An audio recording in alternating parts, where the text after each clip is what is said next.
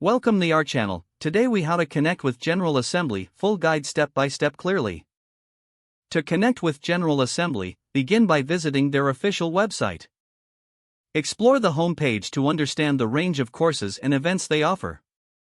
Identify your area of interest, whether it's data science, web development, or UX design.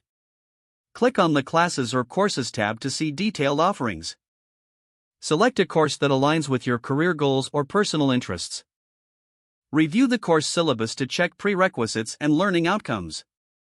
If you find a suitable course, proceed to enroll by clicking the enrollment button.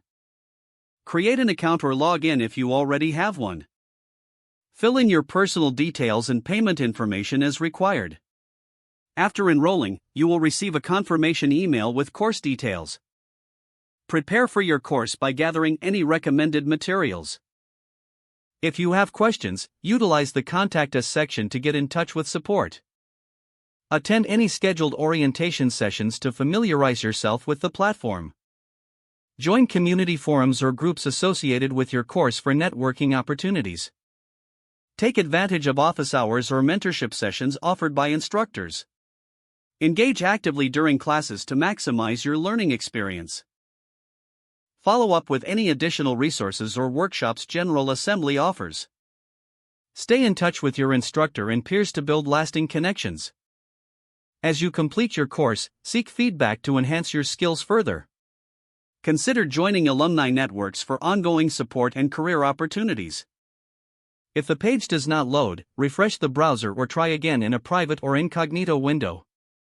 Make sure you are using the correct email address, then retype it carefully to avoid small typos. If your password is not accepted, use the reset option and create a new strong password you can remember. Check your spam folder for verification or security emails, then complete any requested confirmation steps. Enable two-factor authentication if available to improve account security and reduce unauthorized access risk.